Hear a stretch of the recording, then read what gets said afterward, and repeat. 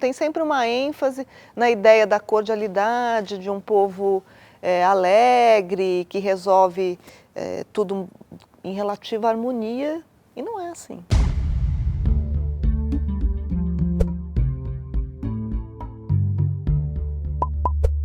Na entrevista de hoje eu estou com a professora Ângela Alonso, professora de Sociologia da Universidade de São Paulo, também presidente do SEBRAP, um dos principais centros de pesquisa do Brasil, que tem uma história muito longa, muito interessante de fomento ao debate público no país. É um prazer te receber aqui, Ângela. Obrigada, é um prazer estar aqui também. Eu gosto de começar as entrevistas explorando um pouco a trajetória das pessoas, né? Então eu queria saber como é que você fez a sua trajetória acadêmica. E eu queria começar pelo um pouco de como aquele momento que vários pesquisadores dizem, o momento que eu virei adulto, o momento em que eu defendi o doutorado. O seu doutorado foi sobre uma geração de 1870, né, de intelectuais brasileiros. Eu queria explorar um pouco mais esses pontos aí com você, saber quem você é e como você se interessou pelas coisas que te interessam no final das contas. Essa minha tese, ela está no contexto de um grande debate que fazia muito sucesso na época, a partir da tese do Roberto Schwartz das ideias fora do lugar. Então, do deslocamento entre liberalismo que viria de fora do país e a escravidão que era a base da sociedade nacional. Então, tinha um debate armado e a minha tese é parte desse debate. E eu adotei um ângulo diferente desse do Roberto Schwartz, que ia na análise interna das obras. Eu fui olhar a dinâmica política da sociedade brasileira no período, tentando entender quem eram aquelas pessoas que estavam usando as ideias estrangeiras. Né?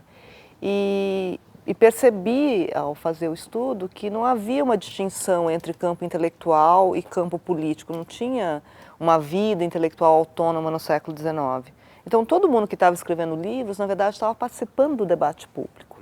Então, a partir daí, eu fiz uma análise acompanhando a trajetória de 130 membros dessa geração, analisei 200 livros publicados por eles e tentei mostrar, espero que tenha conseguido, que as obras e as próprias ações desses, até então assim chamados intelectuais, estavam dirigidas para o debate público brasileiro. Então, que a apropriação que eles faziam de ideias estrangeiras era totalmente interessada, não era para construir teorias, mas para recolher argumentos que permitissem falar do debate brasileiro. E que, além disso, eles usaram ideias até então consideradas como conservadoras, como é o caso do positivismo, com sentidos progressistas no Brasil, por exemplo, para fazer a crítica da monarquia e da escravidão. Então, o livro, como um todo, tenta mostrar que se tratava de um movimento político reformista, que muito mais do que um movimento intelectual estrito sensu.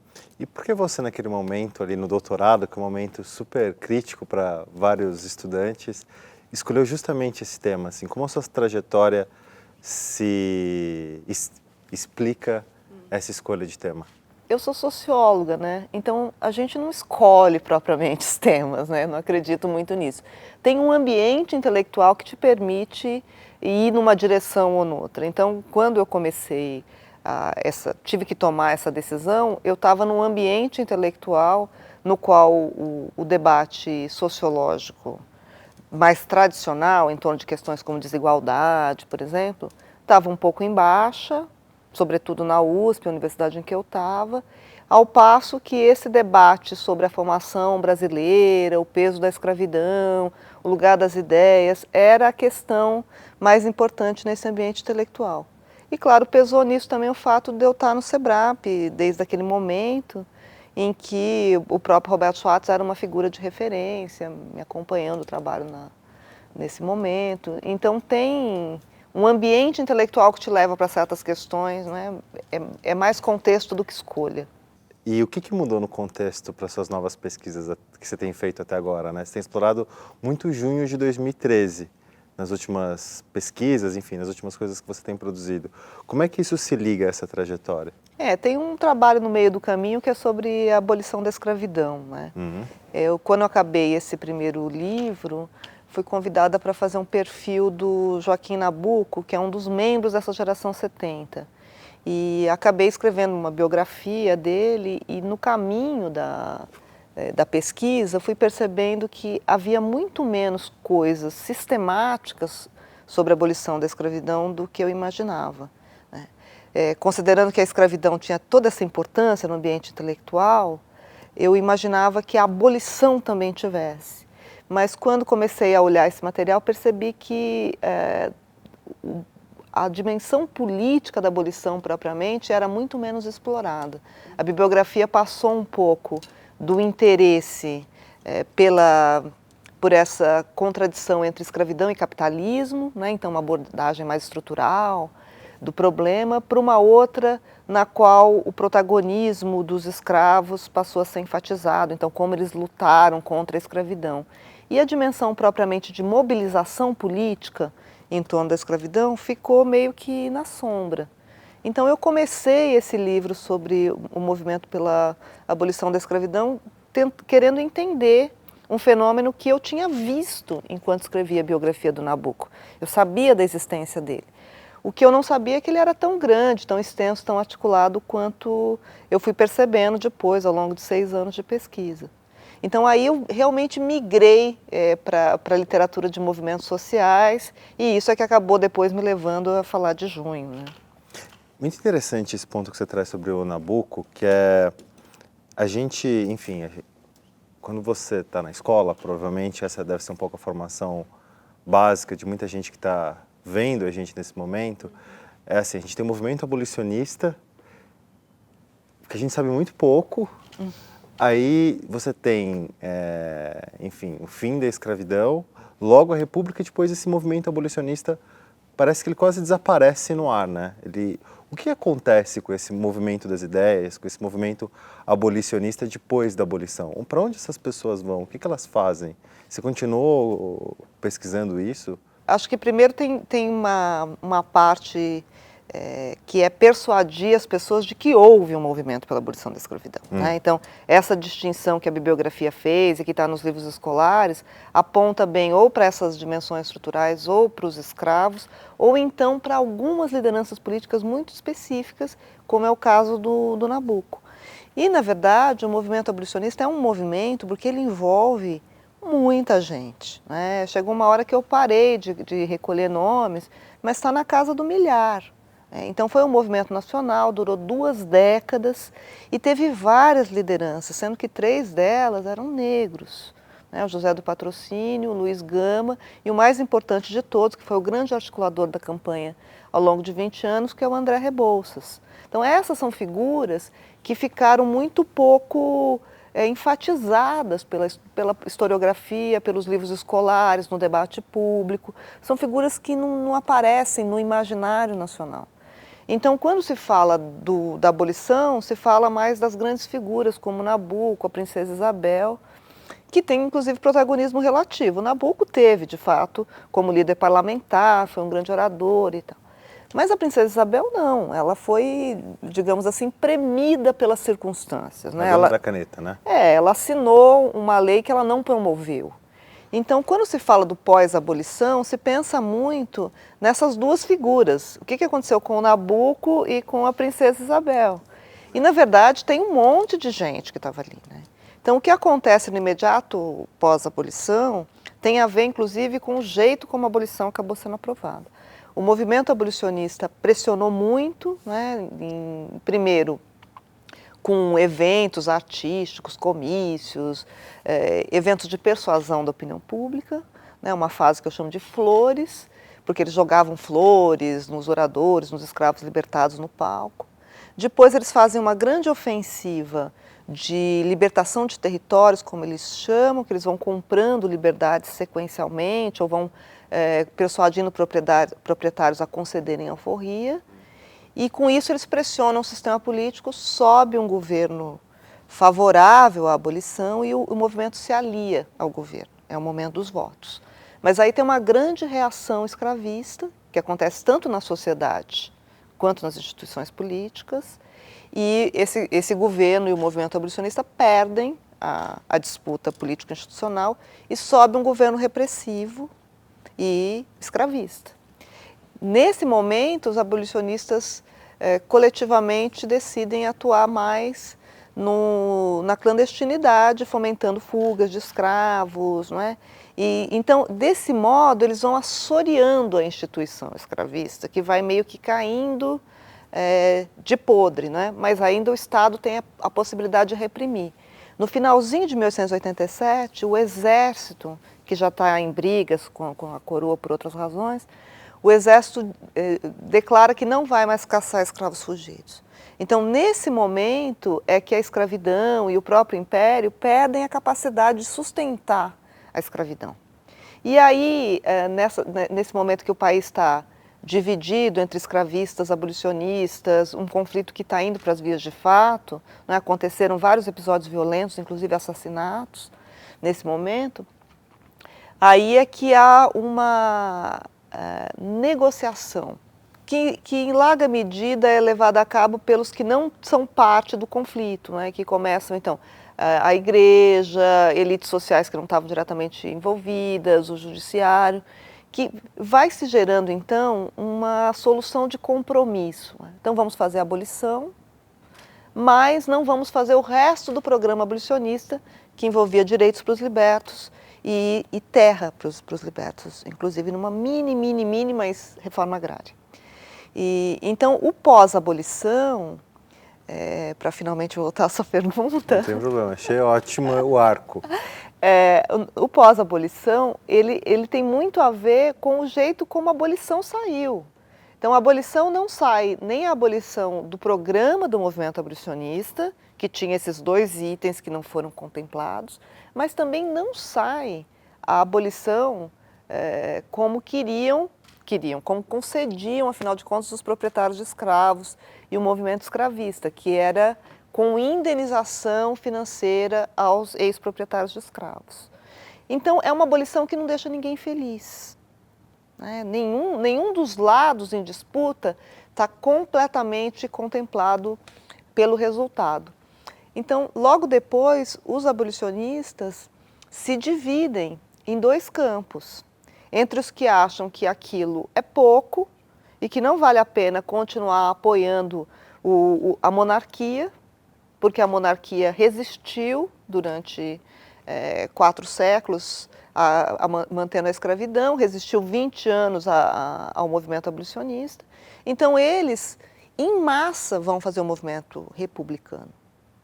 E uma parte do movimento abolicionista, da qual o Nabucco é membro, por isso que sempre se pensa assim, se alia à coroa na expectativa de que o terceiro reinado, o reinado da Isabel, seja um reinado mais reformista do que foi o do pai dela. Mas essa esperança também é vã, porque os escravistas que se articularam o tempo todo para resistir à abolição, se articulam logo depois para pedir a indenização aos proprietários de escravos, né? Um movimento que inclusive tem nome, se chama indenizismo. Então, o ano subsequente à abolição, o que vai da abolição até o golpe republicano, é um ano de conflitos entre essas forças que ainda estão disputando o day after da abolição, né? Então, o movimento abolicionista acaba por 2 razões, né? Primeiro, porque a abolição foi feita, então não faz sentido o movimento continuar existindo.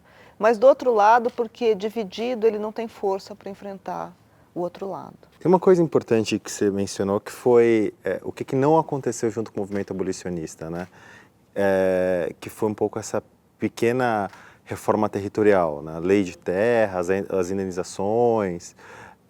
O que acontece nesse momento? A gente trava o debate sobre propriedade rural no Brasil, essa agenda do Rebouças. O que acontece com os indenizistas? Eles conseguem o que eles querem? Não, porque o Estado está falido, não é a monarquia não abandona, né? A monarquia só não pode honrar o compromisso. Então, o Estado monárquico não tem caixa para indenizar todo mundo, e essa questão vai se prolongar na própria República. Então, o Rui Barbosa queimar lá os documentos. Até o Rui Barbosa queimar parte. Hoje se sabe que ele não queimou todos os documentos, mas foi uma estratégia dele como ministro do primeiro governo da República, queimar papéis. Ele faz uma cerimônia, inclusive, na qual ele chama as associações abolicionistas que ainda existiam, o presidente da Confederação Abolicionista, que é o João Clapp, vai à cerimônia. Então, eles fazem uma solenidade na qual se tenta, pelo menos simbolicamente, apagar a possibilidade de indenizar os proprietários de escravos. Mas você veja que o debate, e isso tem muito a ver com o Brasil contemporâneo, o debate fica todo empurrado para esse lado do que vai se fazer com os ex-senhores de escravos, como é que eles vão ser compensados. Ao passo que os ex-escravos, eles ficam ao Deus dará, né? Porque todos os programas de educação, por exemplo, que os abolicionistas tinham, os abolicionistas tinham escolas para libertos ao longo de toda a campanha abolicionista, a ideia de educação técnica que alguns tinham, de divisão de terra, enfim, todo esse programa que permitiria incorporar esta população ex-escrava na dinâmica social, política, econômica nacional, fica em suspenso, né? E isso vai ficar em suspenso durante muitos anos na história brasileira. Várias vezes foi retomado, mas vários dos problemas que nós temos hoje têm a ver com esse longo legado, né? E é interessante, você fez esse paralelo com o Brasil contemporâneo, né? De certa forma, o movimento abolicionista pode ser considerado um dos primeiros movimentos sociais brasileiros. Eu acho que é o primeiro movimento social nacional, pelo menos, né? Porque sempre houve, a gente tem essa ideia do Brasil também como um povo muito tranquilo, pacífico, mas a gente tem uma história comprida de sublevações, insurreições, quebra-quebras, né? Vários desses... Você fez a curadoria, inclusive, de uma exposição recentemente. Nisso. Exatamente, não fiz ali para o Império. O que a gente fez agora, eu com a Heloísa Espada, ela organizou a exposição, e nós organizamos juntas o livro. É uma seleção de episódios conflitivos de 1889, que é o golpe republicano, até 1964, que é o golpe militar, que interrompe a democracia. Então, a gente tem aí, ao longo desse período, 20 episódios conflitivos, e a gente separou nesse leque, de maneira muito exigente, esses conflitos, né? Primeiro, que são todos conflitos nos quais o Estado Nacional, de alguma maneira, está envolvido. Segundo, que as Forças Armadas estão envolvidas. E terceiro, que sai sangue. São conflitos realmente violentos. Não estamos falando de violência simbólica, mas de violência física, de pessoas feridas e mortas. Então, é um leque que mostra como a história brasileira não é mal contada, porque os historiadores vêm contando isso, na verdade, mas como na opinião pública essa imagem não chega. Né? A gente apagou os conflitos da história nacional, né? Desde o período regencial, na prática. Exatamente. Não tem sempre uma ênfase na ideia da cordialidade, de um povo alegre, que resolve tudo em relativa harmonia, e não é assim, né? Então, esses 20 conflitos são conflitos tanto entre elites, dois grupos de elite que não chegam a um acordo pelas vias institucionais, e vão para as armas, e quanto conflitos entre o Estado e a população, em que o Estado tenta implantar políticas, várias delas ainda da formação do Estado Nacional, né? Vacinação, a secularização do Estado, mesmo usos de território, né? Desalojar a população de território, e a população reage de maneira também violenta. Então, é uma história violenta. Então, o movimento abolicionista é o primeiro movimento social nacional, mas tem vários outros antes e tem vários outros depois, e na maioria dos casos, todos esses episódios de mobilização envolvem, como agora, 2013 também, conflitos violentos, né? E tem um apagamento desse conflito, estava lendo alguns textos recentes, essa narrativa brasileira sobre a cordialidade, a paz, tem muita coisa que começa no getulismo, né? Nos anos 30, assim, essa grande narrativa do Brasil como um país pacífico, que em vez de olhar para os conflitos, os incorpora, né? Então tem desde o ponto de vista ali simbólico, como a gente estava falando, como o carnaval deixa de ser alguma coisa perseguida e vira uma parada militar, como a capoeira deixa de ser uma coisa perseguida e passa a ser incorporada. Você partilha dessa visão também, de que essa narrativa do país pacífico, ela começa ali, ou pelo menos se consolida, a partir do governo do Getúlio? Eu acho que se consolida, mas acho que ela começa para trás. Eu acho que o segundo reinado fez um grande esforço nessa direção, de apresentar o Dom Pedro como grande figura, né, um monarca sóbrio, moderado, civilizado. E o Nabucco contribuiu muito para isso com o livro dele, O Estadista no Império, com Minha Formação, que foram livros de muito sucesso na historiografia por bastante tempo e que apresentam essa ideia de que você tem grandes estadistas que mantêm o país coeso, que não é um país que se dividiu em várias repúblicas que nem o resto da América Espanhola. Então eu acho que tem um processo que o Vargas realmente acentua, como você falou, mas acho que tem um processo de longa duração de construção dessa imagem do país como uma nação, né, organizada, orgânica e com mais ênfase nisso do que nas diferenças, né? Porque quando você fala das diferenças, você rapidamente chega na questão que a gente estava falando antes, que é a da desigualdade. E isso é interessante que você pontua também, porque é impossível fugir dos paralelos com o Brasil contemporâneo, Claro. que é enfatizar sempre a cordialidade sobre o conflito, ou seja, a gente é pouquíssimo preparado para lidar com os momentos de conflito, né? Olhar para eles, enfim, a sociedade não tem elementos, ela não se reconhece como uma sociedade violenta, em parte também porque ela não se reconhece como uma sociedade desigual. E a segunda coisa é como dificilmente uma geração passa o poder para outra, né? É sempre interrompida por ou por um golpe ou por um distúrbio institucional. Então, enfim, teve o golpe republicano em 89, depois 30, depois 37, depois a gente tem o período democrático ali, aí você tem o novo rompimento, aí você tem a Constituição de 88 e agora esse momento que a gente fica em suspenso, assim. Você enxerga de fato essa dificuldade de lidar com o conflito e que isso acaba levando a gente para o rompimento? Então, eu acho que essa história turbulenta, a gente também não pode atribuir a singularidades brasileiras. Se você olhar para a história da França, você vai ver um andamento muito parecido. E a gente costuma pensar na França como a pátria da civilização. E a história francesa é o tempo todo interrompida por episódios parecidos, né? O que eu acho que tem no Brasil é uma grande resistência das elites políticas, das elites sociais, de encararem de frente o problema principal do país, que é o problema da desigualdade, né? Estou repetindo isso, mas eu acho que é Claro. realmente crucial, porque a cada vez em que a questão se coloca na cena pública, ela acaba sendo desviada para um problema lateral. Então, vamos pensar agora em 2013, né? Aparecem várias agendas em 2013, a pesquisa que eu estou fazendo mostra que já ali em junho você tem 3 blocos assim, de assuntos que aparecem, né? Tem um bloco mais geral, que é esse da própria mobilização, vem para a rua, né? O povo mobilizado, mas tem uma agenda que é, digamos, mais à esquerda do governo do PT, né? Que envolve, então, políticas, expansão de políticas públicas de modo geral, melhoria de serviços públicos.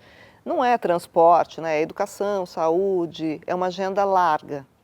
Eu acho que tem um grande equívoco de interpretação de todo mundo que olhou aquilo, pensando no MPL ou pensando nos transportes. Aquilo é um start, né? E tem um outro lado, que é um lado no qual aparece mais uma agenda liberal conservadora, né, em que há uma ênfase na excessiva carga tributária, no excesso de Estado, e isso vai se condensando ainda em junho na temática da corrupção. Sim. Né? Então, em vez de Que você... está associado ao tamanho do Estado, geralmente, no discurso. Então o Estado é grande, ele é ineficiente. Logo ele é corrupto. Então, se ele é corrupto, qual é a maneira, então, de acabar com a corrupção, né? É se você diminuir o Estado, tem um Estado enxuto, confere poder aos cidadãos, aí você acaba com a corrupção. Então, tem, inclusive, uma visão da corrupção como se ela fosse um atributo de uma instituição, o Estado. A corrupção, como todo o resto na vida social, é uma relação. Não existe corrupção sem corruptores, nem corrompidos. Então tem aí, como a gente está vendo nos últimos anos, uma grande rede de colaboração, né, em torno desse fenômeno. Mas o que eu queria enfatizar é que em junho coloca, então, coloca a questão da desigualdade, dos problemas que o Estado brasileiro, a sociedade brasileira tem de não atender boa parte da sua população de maneira adequada, mas o que acaba vingando, o que ganha adesão da maior parte da população, que ganha apoio significativo ainda em junho, é a temática, digamos assim, diversionista da corrupção. Nessa pesquisa que a gente está fazendo, eu estou coletando com uma equipe no SEBRAP os eventos de protesto, quem organizou, quem participou, quais são os slogans, dia a dia. E o que fica claro é que tem 3 momentos. Assim. O primeiro momento em que essa agenda mais de esquerda aparece, com grupos mais autonomistas, Sim. socialistas, mas esse é um protesto pequeno. Né? São os protestos antes antes do tiro, dos tiros que atingiram jornalistas na Paulista. Exatamente. Então você tem primeiro esses protestos autonomistas de grupos, digamos assim, de uma nova esquerda, que vem com novas todos formas. Os anos anteriores também, eles estavam lá, né? Eles estavam lá, mas a persistência deles é que eu acho que gerou o processo, porque eles foram ficando e as autoridades, o governador, o prefeito, a polícia, não sabiam como lidar com aquele novo estilo de protesto, quando eles vão para 23 de maio, para coisas assim, né? E daí os grupos desse campo socialista, pequenos partidos, pequenos movimentos, vão chegando para a rua para se aproveitar, né, pegar uma carona nessa mobilização que está perdurando. E aí já começa um conflito entre estilos de ativismo, entre agendas, mas a gente ainda está num grande campo de esquerda. Né? Quando chegam esses grupos do campo socialista, eles trazem uma agenda redistributiva, que é sempre o forte da esquerda. Né? Uma parte do PSOL e uma parte da esquerda do PT, né? E muitos movimentos tem uma pletora de pequenos movimentos sociais que participaram de junho, que não apareceram na televisão, né? Mas que estavam lá. Tem muito sindicato, por exemplo, que é uma outra coisa que na época não ficou muito visível. Quando vem a repressão, então quando tem a decisão de reprimir, que é o editorial dos jornais, que é muito forte. E que tem essa mudança de chave, né?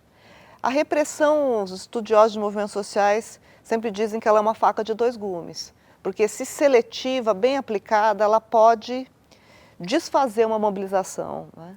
Mas se mal aplicada, ela pode ter o efeito contrário, de dar ignição para a adesão massiva. Foi o que aconteceu na hora em que cidadãos comuns, jornalistas, foram atingidos, né? Aí tem a Folha, o Estadão, os grandes jornais que num dia estavam em favor da desocupação da Paulista, por exemplo, mudam de tática no dia seguinte. E eu acho que a Globo tem um grande papel nesse momento, porque a Globo praticamente chama as ruas, porque ela fica o tempo todo noticiando. Então, falou-se muito do impacto das redes sociais, né, sobre junho, mas eu acho que teve um impacto forte da televisão. E aí você vê os dados de frequência, os protestos, é depois disso que a multidão vem. E quando chega a multidão, ela não tem nada a ver com essa pauta da esquerda. É uma multidão que vem sem uma pauta unificadora, e aí eu acho que ela busca unificação na tradição. É que essa multidão também ela não é necessariamente politizada, né? Por definição. Eu acho que essa coisa de ser ou não ser politizado é complicado, né? Porque quando a gente vai olhar o que aconteceu depois, você vê que vários grupos que estão atuando de maneira relevante depois, como vem para a rua, estão se formando naquele contexto. Outros grupos já tinham se formado. E acho que quando a gente fala ou não é politizado, a gente pensa numa politização à esquerda, Sim, né? Fica um binômio, assim, se você precisa estar organizado no movimento social X, Y, Z, né? As pessoas foram foram se organizando e agindo, né? Não tem também é uma perspectiva um pouco antiga imaginar que primeiro tem um momento de tomada, de consciência, organização, e depois as pessoas agem. As pessoas vão fazendo as duas coisas, né? E ali eu acho que o que houve é que você tinha uma diversidade muito grande, mas ao mesmo tempo as pessoas tinham uma convergência na oposição ao PT. Então, aí foi o momento de buscar primeiro símbolos que unificassem, e esses símbolos foram buscados nas diretas já, no impeachment do Collor, que foram símbolos nacionais, que também, outra vez, reiteram a ideia de uma nação sem fissuras, né? Nós somos a nação, não o governo.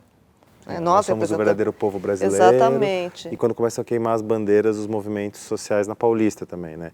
Na verdade, essa hostilidade aos partidos já começa quando os socialistas entram, né? Já tem uma disputa ali dos grupos autonomistas que não querem os pequenos partidos de esquerda também. Então, tem aí uma certa complexidade, né? O que eu acho que tem é que esses dois grupos, por razões diferentes, esses dois campos, eles atacam o governo do PT, atacam dos dois lados, né? Então, a gente fala muito a onda conservadora que se formou a partir daí, ela está atacando de fato o governo por um lado, mas tem lá a esquerda atacando pelo outro. Então, o governo Dilma é um governo que fica ensanduichado entre dois pedaços ali muito mobilizados. Mas só mais uma coisinha para finalizar isso. Além de recuperar os símbolos nacionais, o que essa mobilização à direita do governo faz é que ela vai recuperando não só das diretas já, mas vai recuperando a campanha pelo impeachment do Collor, a ideia da ética na política. A ideia da corrupção como grande mal nacional. E é essa multidão que vem para a rua e que já aparece em 2013, a defesa do impeachment, né? Que foi a solução de 92 também, do Fora Collor. Então você tem uma convergência em torno dessa pauta que começa desde aí. Queria retomar um pouco o que você tinha falado, né? Enfim, acho que a gente chegou nesse ponto também para falar do não enfrentamento da desigualdade, né? Enfim, a gente pode entender que uma parte de junho de 2013, em parte, ele também é antes, né? Ele também era um movimento contra a desigualdade promovida, sei lá, que o Estado pode combater. Então, para melhores serviços públicos, a gente sabe que aumentar 20 centavos na tarifa do ônibus tem um impacto muito forte sobre um país muito pobre. Tinha um discurso ali de o Estado como tendo um papel redistributivo que ele desaparece completamente. E desaparece, inclusive, do debate público atual, né? Isso guarda semelhanças com outros momentos da história brasileira ou porque a gente não consegue colocar a desigualdade em pauta como a gente deveria? Primeiro, eu queria chamar a atenção para o fato de que eu não acho que junho foi um movimento social. Tá. Queria fazer um pouco essa distinção. Porque um movimento social, ele tem uma certa continuidade de formas de ação, de atores e, sobretudo, de formas expressivas, né? Então, o movimento abolicionista, por exemplo, é um movimento porque ele guarda um certo ar de família ao longo de todo esse período de 20 anos. Em junho, eu estava falando de campos, porque eu acho que, na verdade, o que a gente tem é um ciclo de protesto, o que nessa literatura de movimentos sociais caracteriza a entrada sucessiva de vários movimentos sociais numa mobilização contínua, né? Então, o que dá o volume, o que dá a força, o que deu a visibilidade de junho, não é uma bandeira ou um movimento. Foi a simultaneidade de mobilização de vários grupos sociais diferentes, ao mesmo tempo. O que acontece ali é que eles ficam simultaneamente já em tensão em junho, né? Por isso que eu chamo esse ciclo de ciclo mosaico, porque você tem pedaços de mobilização que não tem nada a ver umas com as outras, nem do ponto de vista de quem são os participantes, do que eles querem, de como eles se exprimem, né? Mas depois, essa convivência vai se tornar insuportável. Nos anos subsequentes, a mobilização vai ser ou exclusivamente desse campo que eu chamo de patriota, que usa os símbolos nacionais para se expressar e que traz uma agenda liberal conservadora. E depois, quando a esquerda reage do susto, ela volta também com mobilizações de perfil mais tradicional, que lembram mais as dos anos 90, dos anos 80, né, mais nesse horizonte socialista, tanto do ponto de vista da simbologia, quanto das bandeiras, em que volta outra vez a questão da defesa dos pobres, das políticas redistributivas. Mas aí as mobilizações que antecedem o impeachment da Dilma, elas são sucessivas E mesmo quando elas são simultâneas, há várias que acontecem, né, do não vai ter golpe ou fora Dilma, acontecem no mesmo dia, mas elas já não conseguem mais dividir o mesmo espaço, né? Houve muita tensão em torno disso, e eu acho que aquele muro em Brasília, no dia da votação do impeachment, é muito expressivo dessa trajetória de 2013 até o impeachment, né? De como todo mundo que está protestando contra o governo, simultaneamente no momento, depois não consegue mais nem conviver fisicamente, né? Então, a polarização vai se estabelecendo cada vez mais. E acho que, para finalmente responder essa pergunta, eu acho que ela continua tendo a ver com as correções da desigualdade, né? Tem uma parte do país que acredita, e eu acho que acredita sinceramente, acredita que o mercado, o livre desenvolvimento dos indivíduos, a livre iniciativa é o melhor caminho para uma boa sociedade. Essas pessoas acreditam nisso porque elas acham que elas são capazes de esforços individuais desde que haja condições para que elas operem, né? De modo geral, essas pessoas não aceitam a ideia de que nem todo mundo parte do mesmo ponto, né? Em que há diferenças que precisam ser, por exemplo, essa da população afrodescendente, que tem gerações de problemas sendo transmitidos e que não entram na competição em igualdade de condições. As mulheres não entram em igualdade de competição com os homens, né? Os filhos dos mais educados não entram em igualdade de condição com os filhos dos menos educados, e assim por diante. Quer dizer, tem aí uma ilusão da igualdade de condições que é abraçada por muita gente. Então, a desigualdade não aparece como um problema efetivo para essas pessoas, né? Elas vêm, não, eu ia dizer com naturalidade, mas eu acho que elas nem chegam a ver o problema como tal, né? Então, acho que o país acaba ficando também muito dividido nessas questões, porque o próprio problema, acho que talvez esse seja um problema também da esquerda, né? A esquerda até hoje não conseguiu apresentar essa questão de maneira a persuadir todo mundo, né, como o problema brasileiro. Interessante você falar isso. Eu gosto muito daquele livro do Zé Murilo de Carvalho, A História da Cidadania no Brasil, né? Que é, enfim, ele faz aquele paralelo com a Inglaterra, fala dos direitos civis, os direitos políticos e os direitos sociais. Em vários momentos a gente não consegue, ou pelo menos discutir na sociedade, como o tamanho dessa desigualdade, a gente perde um pouco a dimensão dela, né? O Brasil continua sendo um dos países mais desiguais do planeta, né? O quanto ele afeta a plenitude desses direitos também, né? Então, quando você pensa nos escravos, eles estavam livres, mas sem acesso efetivo a uma série de direitos civis, quanto mais a direitos políticos, quanto mais a direitos sociais.